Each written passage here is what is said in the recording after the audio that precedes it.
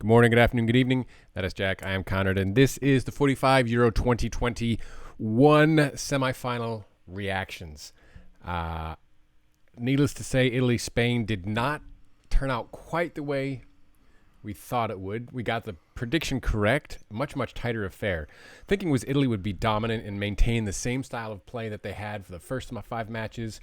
They were not. They did not. Spain dominant with possession, ridiculous numbers and shots, but not on target. Much more wasteful than Italy. Passing numbers, 908 passes for Spain, 387 for Italy. Spain 88% accuracy, Italy 74. Morata dropped, came on late for the equalizer, goalless extra time, and the penalty shootout. As it was getting ready to start, I turned to you and I said, Morata is not going to convert. Not because there's a lack of faith, not because he's not Fernando Torres. He's just had a cloud over him. I don't know how to explain. I mean, if not for him, they're not in extra time. They're not in penalties, right? I mean, it's just, there's no chance at penalties without him. Yeah, there's a lot of players in the sport who have incredible movement.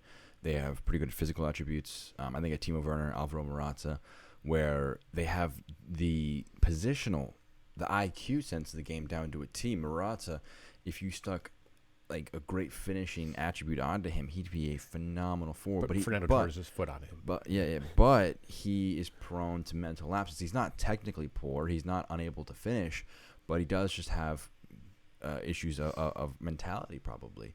And he did not look confident walking up for that penalty. I think everyone knew that it was going to not go in. It was unfortunate for Spain. I think that they were the better side on the day, but I don't think this is unsurprising in the shootout that Italy were able to come out on top because Jorginho.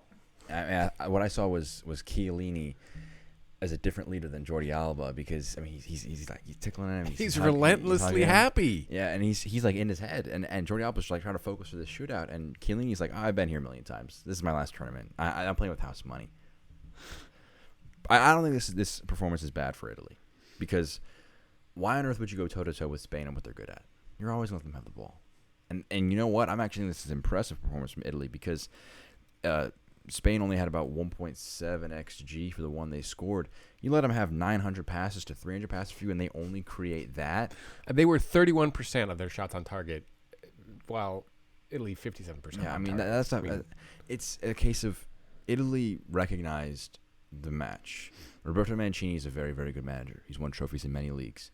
I don't think he's a better manager than Luis Enrique, but he was able to put his side out there, not allow too many chances, created a few chances for his side. It wasn't pretty, but they dealt with the first match without Spinazzola. They had 2 crosses in this match. And that's not surprising to me. Spain had 19. They don't, and you know what's funny is they just aren't going to be able to get out wide and get it in the middle. They're going to try and just be direct, and that's what they did against Spain. They didn't do it with as much success as you would have liked, but who cares? You're in the final. You have a chance for 90 minutes to make yourself heroes. I think it's going to be a very, very interesting affair in the final. Well, we talk about Pedri a lot and Chiesa a lot, and they did not disappoint. Pedri looks every bit. Yeah. I mean, if they don't sign him, $70 million looks like a bargain. I don't think it's Barcelona. He's got only a year left in his contract. Look, I know you like Messi, but if signing Messi comes at the expense of Pedri, you're going to regret this for the next 2 decades as he plays because he is unbelievably talented, unbelievable passer. At the age of 18, he's going to be one of the best midfielders of this generation. I'm very comfortable saying that. Spain, I think, they missed Sergio Ramos. The penalty shootout. I don't like Sergio Ramos. And his leadership, I think that. I agree. Would they have gotten this far with Ramos? Don't know. Would they have won the shootout with him? Don't know. But I think it's. Well, I mean, look at what Chiellini does for Italy. I mean, he is legitimately the happiest guy. He's the anti-Sergio Ramos. Yeah, I think Pedri is going to be part of the next generation of Spain that comes through where they realize, we do need to kind of look towards the youth again because maybe one last hurrah for the World Cup. I don't think too much of this squad ages too quickly. I think that Busquets still has another tournament, maybe even 2 in him.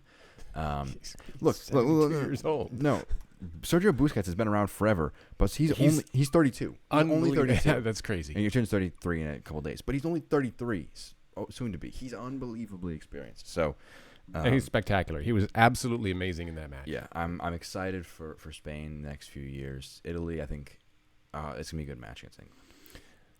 All right. Speaking of England, they were more dominant, not quite as dominant as Spain in the loss, but possession, shots on target, passing all favored England. A lot of ways, this game gave us exactly the opposite of what these teams had done in the previous 5 matches to get here. We talked about Denmark putting 37 shots on target in the first 5, and England only getting 15. In this match, England had 10 on target. Denmark had 3. Yeah. We talked about how Denmark had managed 116 crosses to England 63, with England converting at a higher rate. In this match, again, the opposite. England, 29 crosses, converting on 10, slightly better than their average. Denmark half at 15, converting on 1, well off of their mark. I mean, Southgate pulling the right strings. Like he adapts his team. They did not allow Denmark to do what had made them successful. I don't hate Southgate, but I don't know. I don't think he's getting the credit he deserves. When you just look at what he's doing to these, he's taking away what you're good at. It was 2-1. You went the extra 30 minutes against Denmark. I know Schmeichel was great, but you didn't create much beyond the penalty and the rebound. I mean, look. 10 shots on target. Schmeichel has set 10 saves. Yeah. Or something ridiculous. I don't care about shots on target. Like, look, it was not a good performance. performance. But what does Schmeichel do with him? He was unbelievable. If not for him, this is a blowout. Yeah, it was not a good performance from England. You had the own goal, and you had Sterling, who, frankly, he dived for the penalty. Yeah, that was his question. They were very lucky to get the win before going to penalties, because in penalties, Schmeichel, I mean, you felt like the gods might have been with Denmark in that instance. But there are no gods, clearly, in this game of football, because they had the penalty for Denmark. Well, they weren't going to overturn it. Once they called it, it was not clear and obvious that it was an error. But it should not have been a penalty. No, I mean, you never call a penalty in that moment, in that spot, for a foul as soft as that. Yeah. You can't. You swallow the whistle. Yeah. I mean, look, Sterling was not, he had no intention of trying to cross that ball. He had every intention of trying to get into a tangle of legs and go down to the ground. You know what? That's completely his right. He did the right thing for his team. He won them the game. Sterling is currently my player of the tournament. Comfortably, and if he doesn't win it, if England win the tournament, then there's something wrong with everyone, unless he scores like 3 own goals next game. Kane gets a brace. He gets the golden boot. Yeah, that would be classic Harry Kane to just claim some goals like that. He's been, I don't want to say terrible this tournament, but he's been poor. I mean, it was a bad penalty. He covered up. I mean, he has his moments. He had a good pass for I believe it was Saka. Was it that one that he squared to Sterling, or was that the last game?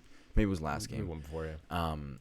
He's been okay this tournament, but England, they don't fill me with confidence going forward. Denmark, great story, but at the end, I think they just didn't have enough in them. But England wouldn't allow them to do what they wanted to do. Because England had more talent.